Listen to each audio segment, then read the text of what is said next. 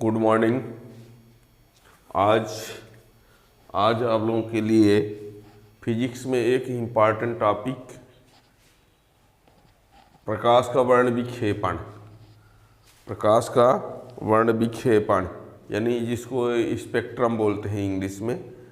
Spectrum क्या होता है, स्पेक्ट्रम में कौन कौन से रंग होते हैं और उन कौन कौन से रंग की तरंगदैर्घ्य कितनी होती है, आवृत्ति कितनी होती है, किसकी तरंगदैर्घ्य सबसे कम, किसकी सबसे ज़्यादा, आज ये सब आप पढ़ेंगे।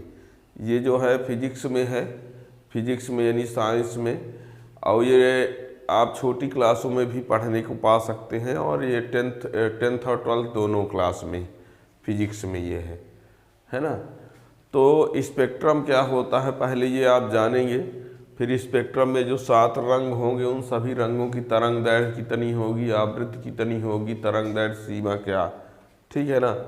तो होता क्या है, श्वेत प्रकाश का मतलब होता है 7 रंगों से बना हुआ प्रकाश, श्वेत प्रकाश। लेकिन वो 7 रंग अलग अलग नहीं दिखते हैं, लेकिन जब उस श्वेत प्रकाश को किसी प्रिज्म से गुजारा जाता है, एक छोटे स्लिट के द्वारा प्रिज्म से गुजारा जाए, तो प्रिज्म से गुजरने के बाद वो श्वेत प्रकाश 7 रंगों में बट जाता है।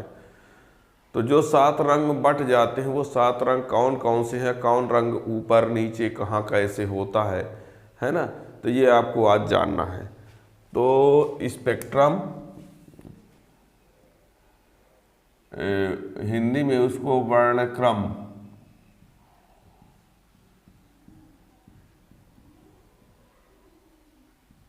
स्पेक्ट्रम, वर्णक्रम, स्पेक्ट्रम, वर्ण विक्षेपण,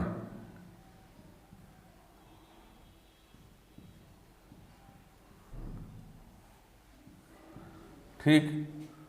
तो देखिए होता क्या है, जैसे ये हम ले लेते हैं, ये एक प्रिज्म है, क्या है ये, प्रिज्म है, और यहाँ एक छोटी सी स्लिट है यानी एक छोटा सा छिद्र जिससे ये प्रकाश जा रहा है। एक ऐसा प्रकाश है श्वेत प्रकाश, जब ये प्रिज्म से गुजरता है तो ये 7 रंगों में बट जाता है। कितने रंगों में, 7 रंगों में, ये ठीक।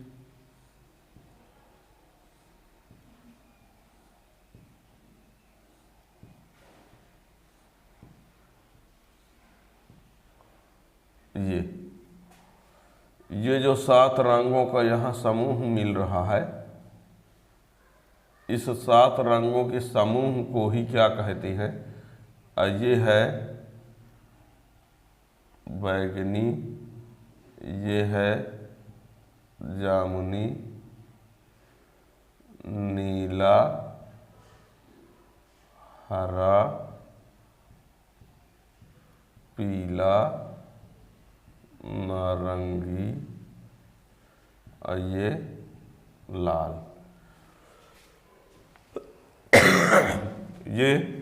ये प्रिज्म है, इसी को बोला जाता है स्पेक्ट्रम।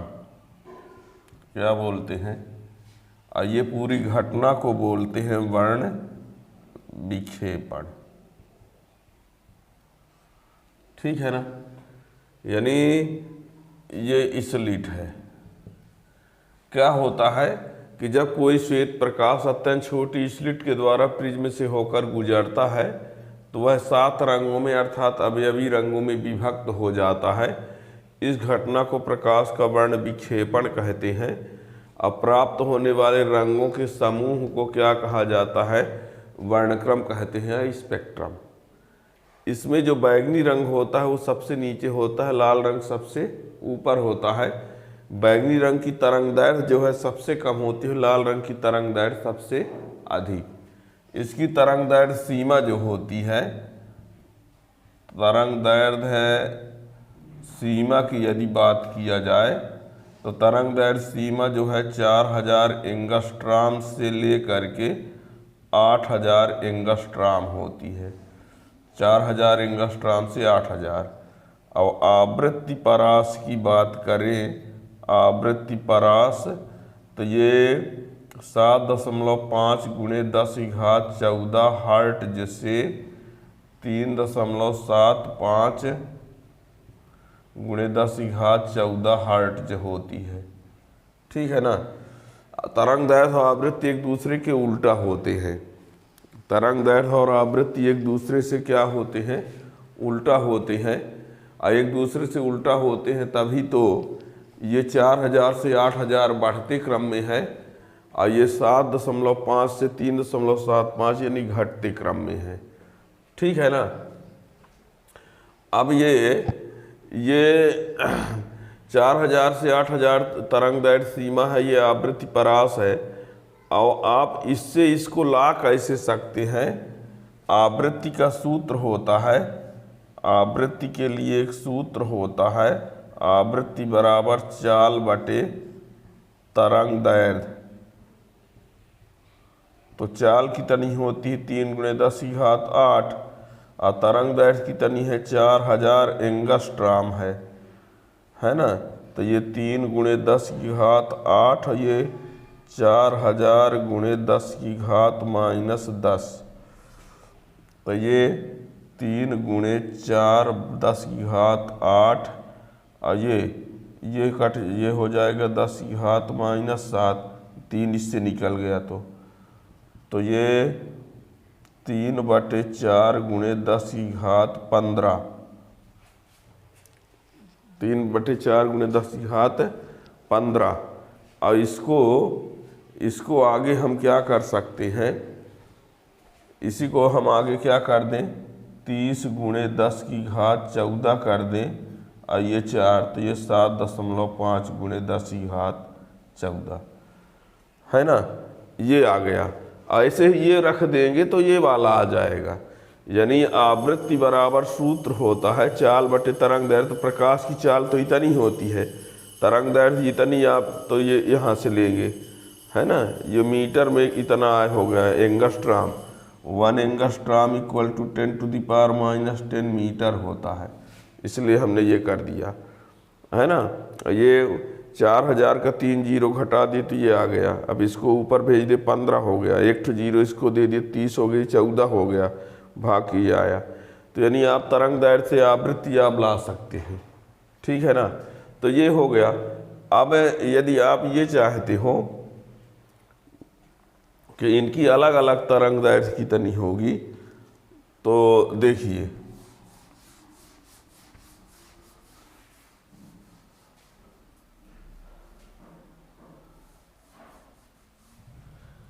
यदि हम अलग अलग इनकी तरंग दैर्घ्य की बात करें, तरंग दैर्घ्य तो इसकी होती है 4000 से लेकर के 4500 और इसकी होती है 4500 से 4700 और इसकी 4700 से 5000 और इसकी 5000 से 5700 और इसकी 5700 से 5900 और ये 5900 से 6400 और ये 6400 से 8000। ये सब एंगस्ट्राम में है। इसमें है एंगस्ट्राम में, एंगस्ट्राम में सम्मान है, एंगस्ट्राम में मात्रक है। यानी 6400 से 8000 एंगस्ट्राम इसका है ना। तो यानी यहाँ से यहाँ तक। अब यदि तो ये सब की आवृत्ति यानी तरंग, पहले तरंग दैर्घ्य बता दिया हमने। ठीक है ना। तो ये याद रखिएगा, आपसे पूछा जा सकता है किसी कंपटीशन एग्जाम में, बैंगनी रंग की तरंग दैर्घ्य 4000 से 4500 एंगस्ट्राम, जामुनी की 45 से 4700, इसकी 47 से 5000, 5000 5700, 5700 से 5900, 5900 से 6400 और ये 6400 से 8000 यानी 8000। ठीक है ना। ये तरंग दैर्घ्य। ऐसे मान लीजिए आवृत्ति लाना हो तो आवृत्ति लाना होगा तो आप वही सूत्र लगा दीजिए, आवृत्ति न्यू बराबर c/λ। तो c का मान वही क्या रखेंगे? 3 गुणे 10 की घात 8 और लैम्डा वही 4000 गुणे 10 की घात -10। तो हमने बताया कि 7.5 आएगा, गुणे 10 की घात 14 आता है और ये रख देंगे, है ना, तो ये रखेंगे तो क्या हो जाएगा 3 गुणे 10 की घात 8, और ये 4500 गुणे 10 की घात -10। इसको हल करेंगे तो 6.7 गुणे 10 की घात 14। तो यदि तरंग आवृत्ति निकालना हो तो बैगनी का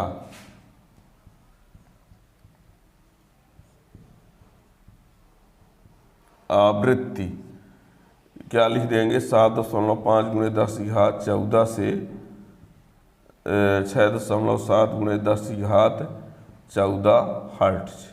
ये आप किसी का भी ला सकते हैं इस तरीके से, ठीक है ना। तो ये याद रखना, बड़े कंपटीशन में आप लोगों से पूछ दिया जाता है। वैसे तो ये पूछ दिया कि सबसे कम तरंग दैर्घ्य किसकी, तो बैगनी की, सबसे अधिक किसकी, तो लाल की। तरंग दैर्घ्य सीमा 4000 से 8000 तक, बैगनी का स्पेशली तो इतने से इतना ये। तो ये सब आप लोगों को याद रखना चाहिए, ठीक है। तरंग दैर्घ्य से आवृत्ति कैसे लाएंगे ये आप ला सकते हो, ठीक है ना। तरंग दैर्घ्य और आवृत्ति एक दूसरे के उल्टा होते। तरंग दैर्घ्य जिसकी अधिक होगी आवृत्ति कम होगी, आवृत्ति कम होगी तरंग दैर्घ्य अधिक होगी, है ना। तो ये है। अब इसकी यदि हम डिफिनेशन लिखना चाहें तो क्या कहेंगे, वर्णक्रम की, देखिए स्पेक्ट्रम की लिखेंगे, जब कोई श्वेत प्रकाश अत्यंत छोटी स्लिट के द्वारा प्रिज्म से गुजरती है तो वह, जब कोई श्वेत प्रकाश अत्यंत छोटी स्लिट से के द्वारा प्रिज्म से होकर गुजरती है तो वह 7 रंगों में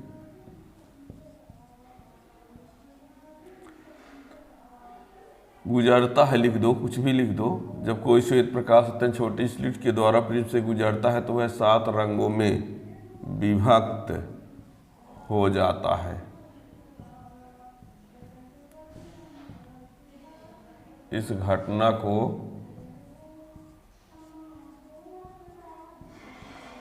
प्रकाश का वर्ण विक्षेपण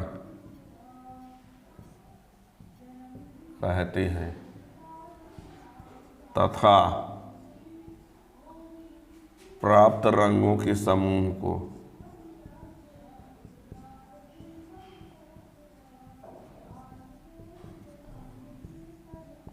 वर्णक्रम स्पेक्ट्रम कहते हैं। रंगों का नाम प्रिज्म के आधार से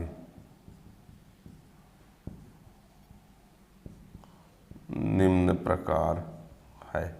ये रहा वही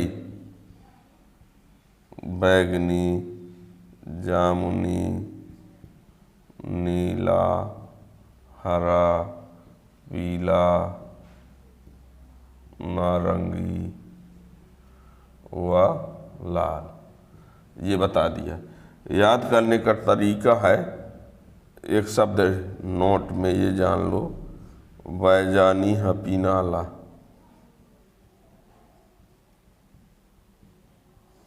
बैगनी, जामुनी, नीला, हरा, पीला, नारंगी, लाल। सॉरी, इंग्लिश में VIBGYOR, विब्जियोर, ठीक है ना। अब तरंग दैर्घ्य सीमा तो हमने बता ही दिया। तरंग दैर्घ्य सीमा क्या बताया, तरंग दैर्घ्य सीमा की बात जहाँ किया तो हमने तरंग दैर्घ्य सीमा में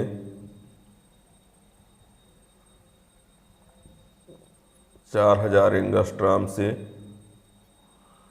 8000 एंगस्ट्राम या 400 नैनोमीटर से 800 नैनोमीटर या 4 × 10⁻⁷ मीटर से 8 × 10⁻⁷ मीटर। एंगस्ट्रॉम में तो ये, नैनोमीटर में तो ये, मीटर में तो ये। और आवृत्ति परास अभी हमने लिखा ही था, है ना, 7.5 से 3.75 तक। तो ये रहा वर्णक्रम, यानी सबसे कम, यानी स्पेक्ट्रम में सबसे कम तरंगदैर्घ्य बैंगनी की और सबसे अधिक लाल की। और ये स्पेक्ट्रम दृश्य स्पेक्ट्रम कहलाता है ना।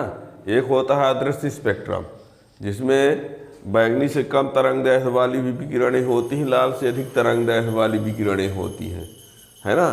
और जब बैंगनी से कम वाली को मिला दिया जाए, लाल से अधिक वाली को मिला दिया जाए, तो वो पूरा जो होता है विद्युत चुम्बकीय स्पेक्ट्रम होता है। बैंगनी से कम में पराबैंगनी, एक्स, गामा, और लाल से अधिक वाले में आवरक्त है, सूक्ष्म तरंगे, रेडियो तरंगे, ये सब कुछ आती हैं, ठीक है ना। तो इस प्रकार इसको विद्युत चुम्बकीय स्पेक्ट्रम के लिए आप 12th क्लास फिजिक्स में 8 चैप्टर प्लेलिस्ट में जाएंगे तो आप विद्युत चुम्बकीय स्पेक्ट्रम के बारे में डिटेल में आप पढ़ सकते हैं, है ना। तो ये याद रखिएगा, ये ऑब्जेक्टिव टाइप क्वेश्चन किसी कंपटीशन एग्जाम में पूछा जा सकता है। इस प्रकार नए वीडियो की नोटिफिकेशन पाने के लिए आप चैनल को सब्सक्राइब कर लीजिए, तो उसका वीडियो जब भी बनेगा आगे तो उसका नोटिफिकेशन मिल जाएगा। Thank you.